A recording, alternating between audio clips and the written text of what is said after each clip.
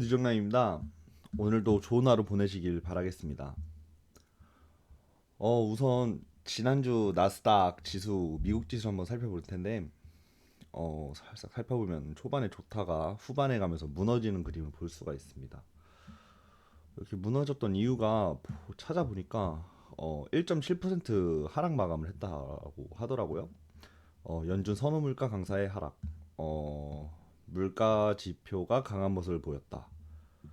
물가 지표가 강한 모습을 보였다는 거는 인플레이션이 아직 안 잡혔다는 걸 의미하고, 지금 이렇게 금리를 올리는 게 인플레이션을 잡으려고 올리는 금리잖아요. 그래서 이게 약한 모습을 보여주니까 조금 더 긴축 위험이 커질 것 같다. 투자자들 이것을 우려해가지고 이렇게 나스닥이 하락 마감했다는 뉴스를 찾아볼 수 있었습니다.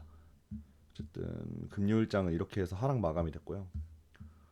원래는 제가 이렇게 그날의 상승, 급등주, 그날의 급락주 이런 걸 보여드리고 싶었는데, 오늘은 월요일이니까 이렇게 프리마켓을 한번 보도록 하겠습니다. 뭐 사실 좀 쉽게 읽으려고 그냥 스펠링만 읽을게요. BAER, CING, TMBR이 프리장에서 선두를 달리고 있고요. 그 다음에 탑루저, 급락주는 FULC, SLS, IFBD. 사실 다 모르는 주식이죠. 자, 우선은 BAR 이렇게 들어오면은 이거는 항공소방회사래요. 사실 금요일 날도 많이 오르고 지금 프리마켓에서도 오르고 있는 건데, 오르는 이유를 찾아보니까 역시나 상당한 지분을 인수했다는 소식. 그러니까 투자자 그룹이 인수를 했으니까 오르는 겁니다. 이건 사실 이렇게 인수 당하면 많이 오르는 그런 한국 주식이랑 비슷한 느낌이네요. 다음은 CING. 우리 형님들 보기 편하라고 바꿔놓으면은 의약품 회사래요. 의약품 회사고 오르는 이유를 보니까 ADHD 이거를 약을 개발을 했나봐요. 그리고 음식과 함께 또 음식 없이 복용할 수 있다고, 이런 뉴스를 타고 오르는 것 같습니다. 그 다음에 TMBR. TMBR은 여기 보시면은 사실 형님들도 이거 다 찾으실 수 있으세요. 이거 그냥 제가 귀찮은 거 제가 도와드리는 거니까. FDA가 최초로 코비드 및 독감 테스트기를 승인을 했대요. 최초라는 타이틀에 시장이 반응을 한 것 같습니다. 그래서 이렇게 프리장에서도 오르고 있고요. 자, 이제 급락주들 살펴보면은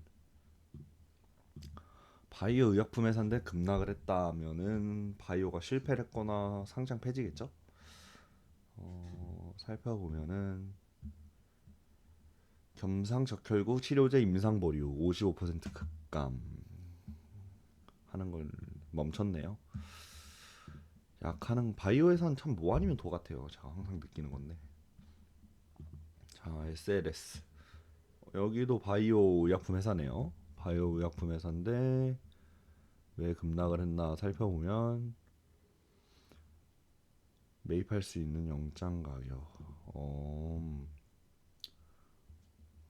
무슨 뉴스였지? 제가 뉴스 찾아봤었는데 잠시만요. 아, 시간의 공모를 했네. 그러니까 인수 제한 발표고 시간의 공모로 2,000달러를 모금하니까 이게 돈 빼간다니까 이게 급락을 했네요. 자, 마지막으로 IFBD를 살펴보면은 2차 주식 매각을 통해 500달러를 조달했대요, 여기도. 그래서 급락한 모습을 볼 수 있었습니다. 사실 형님들이 미국 주식 볼 때 제가 애용하는 사이트인데, 이 위블 사이트를 보시면은 되게 쉽게 뭔가 쉽게 볼 수 있더라고요, 이렇게. 그리고 요즘엔 나 이렇게 번역 기능, 이 네이버 웨이를 통해서는 이 번역 기능도 쓸 수 있으니까 형님들도 잘 이용하실 수 있을 것 같습니다. 이게 뭐 모스트 액티비티, 그러니까 활동 거래량이 많은 주식도 볼 수 있고요. 이렇게 보시면은 여기 거래량이 많은데 프리마켓은 없네요. 원데이 살펴보면은 거래량이 많은데 프리마켓이 없네. 어쨌든 그렇습니다. 이거를 잘 살펴보시면은 제가 매일매일 이렇게 해드리긴 할 텐데, 궁금하신 거 있으시면 댓글로 남겨주시고요. 그럼 주식 얘기는 짧게 여기까지 하고, 오늘 제가 봤던 뉴스 이렇게 매일매일 정리를 한번 해보려고 해요. 이렇게 부족하지만 형님들한테 좀 도움이 됐으면 해서 재밌어라고 킬링 타임을 한번 준비해봤습니다. 자, 우선 이렇게 뉴스 3개를 갖고 왔는데 사실 다 셋 다 같은 뉴스예요. 이게 베니치아 운하는 이탈리아 가뭄에 직면할 것이라는 우려서에 고갈되었다. 지금 베니스가 원래 물의 도시인데 이렇게 고갈이 됐다는 뉴스를 보고 제가 뉴스를 가져와 봤고, 또 비슷한 뉴스로 남극 해빙이 다시 최저치를 기록했다. 과학자들이 이것이 종말의 시작인지 궁금해한다. 브라질 상파울루 축제에서 치명적인 비와 산사태가 강타했다. 그러니까 지구 반대편에서는 이렇게 가뭄이, 베니치아에서는 가뭄이 나타나고 있는데 상파울루에서는 이렇게 비와 산사태가 나타나고 있다. 사실 지구 온난화를, 기후 위기를 우리가 맨날 말로만 들어서 익숙은 한데 이렇게 실제로 보면은 좀 깜짝깜짝 놀랄 때가 많은 것 같아요. 우선 좀 더 뉴스를 살펴보면, 우선 이거는 제가 작년에 베니치아를 갔다 와서 찍었던 사진인데, 원래 이런 곳이에요. 이렇게 배로 다니고, 배로 택시도 있고, 배로 응급차 앰뷸런스 다니고, 배로 경찰차도 다니는 이런 곳인데, 이게 지금 이렇게 가뭄으로 말라 비틀어져서 아마 이 도시는 지금 마비가 됐을 거예요. 그래서 뉴스 내용을 하나만 가져와 봤는데, 홍수가 원래 주된 관심사인데 베니스가, 근데 지금 가뭄 때문에 곤돌라 수상택시 구급차가 아예 막혔고, 이례적이라고 표현을 하더라고요. 그러니까 완전 이례적인 거죠. 그래서 지금 이 도시는 아마 마비가 됐을 거다. 그렇다면 이런 가뭄의 원인이 무엇이냐? 지구 온난화 때문이냐? 해일 때문이냐? 고기압 때문이냐? 강수량 때문이냐? 사실 애매한 부분인데 제가 찾아보니까 넷 다 맞대요. 우선은 영국 기상청에서 발표한 내용을 좀 가져와 봤는데, 2023년에는 가장 뜨거운 한 해가 될 거래요. 냉각 현상인 라니냐가 종말을 하고 엘니뇨가 온다고 하더라고요. 그러니까 지구가 좀 더 더워진다고 하는데, 요즘도 부쩍 더웠는데 또 덥다고 하니까, 우선은 저는 잘 몰라서 우선 개념을 좀 가져봤는데 형님들은 다 아실 거라 생각합니다. 엘니뇨는 바다 표면 온도가 6개월 이상 평균 수온보다 0.5도 높아지는 현상이래요. 라니냐는 엘니뇨와 반대로 바닷물의 온도가 낮아지는 현상이고, 그러니까 각 다른 현상이 아니라 연속적으로 일어나는 건데, 지금까지는 라니냐가 주된 그 해류였대요. 그러니까 원래 좀 온도가 낮아지고 있었는데 이제 엘니뇨로 바뀌었다고 하니까 0.3도 가량 오를 것이다. 그러면 1.2도 이미 오른 상태인데 산업화 이전보다 1.5도까지 오를 수 있다라고 하니까, 아직 이런 경우가 없으니까 최초겠죠?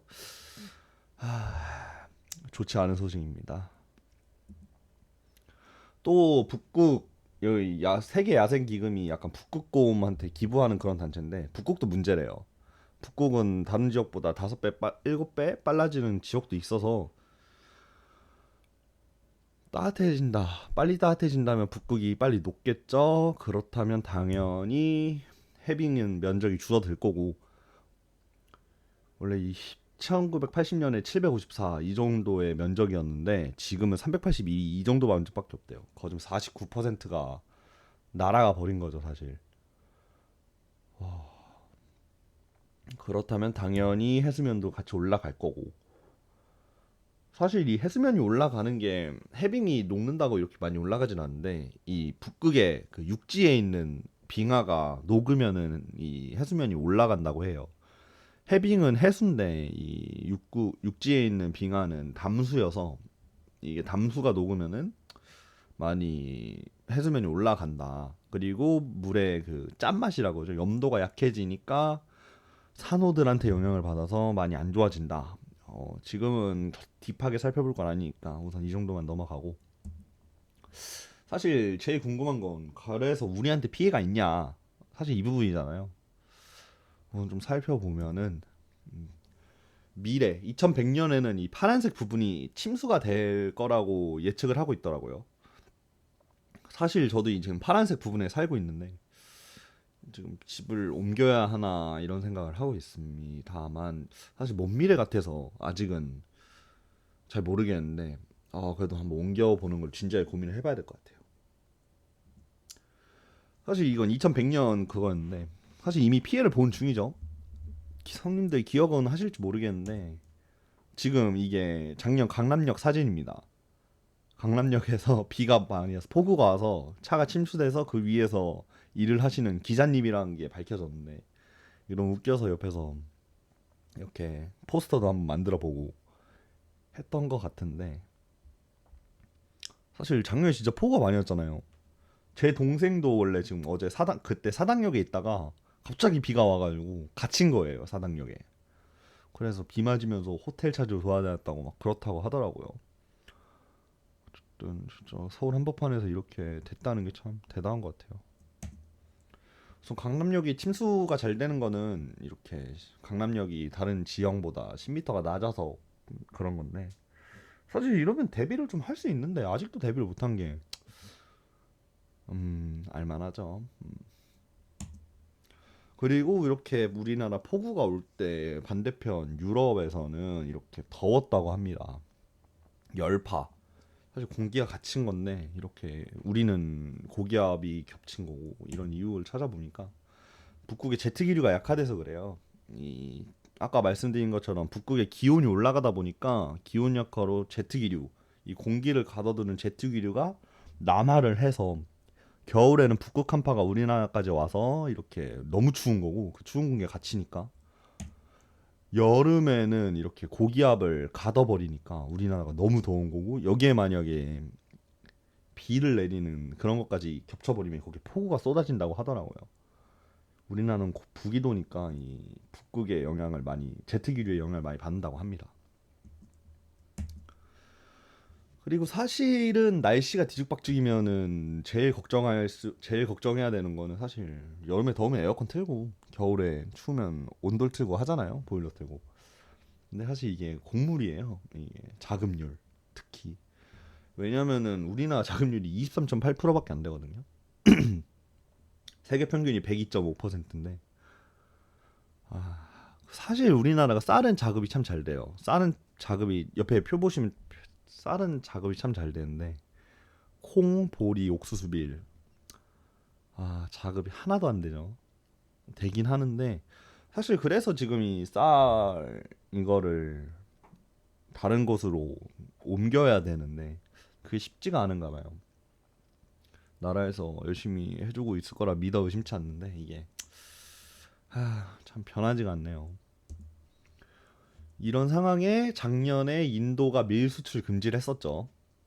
그러니까 이제 우리나라 밀 자급률이 1.1%인데 이렇게 수출 금지를 하는 곳이 많아지면은 우린 나중에 결국 쌀밖에 먹고 이렇게 없어지지 않나. 사실 미래를 대비를 해야 되는데 지금 대비가 하나도 안 돼 있는 모습입니다. 그렇다면 사실 지금 이렇게 기후 위기가 오고 이렇게 수출 금지하는 곳이 많아지면은 사실 결국 우리 미래는 가까운 곳을 따라갈 수밖에 없거든요. 우리 북한 북조선 형님들을 좀 따라가야 되나. 이게 진짜 지금은 이제 자립 자급을 높여야 될 때가 왔어요. 이게 진짜 멀지가 않고 하루하루가 달라지는 모습을 보이니까 너무 쉽지 않은 것 같아요. 과연 어떻게 될까 하면 고민을 하면서 이 뉴스 PPT를 만들어 봤습니다. 이런 식으로 매일매일 한번 진행을 해보려고 하고요. 처음 영상이다 보니까 많이 부족한데 계속 이런 식으로 하루하루 뉴스거리 찾고 나스닥 정리하고 이런 식으로 방송을 한번 만들어 가도록 하겠습니다. 오늘도 즐거운 하루 보내시길 바라겠고요. 이따 저녁이나 내일 새벽에 매일 새벽에는 찾아올 거고 저녁에는 아직 잘 모르겠어요. 우선 그렇게 한번 방송을 진행하도록 하겠습니다. 지금까지 유정남이었습니다. 형님들 감사합니다.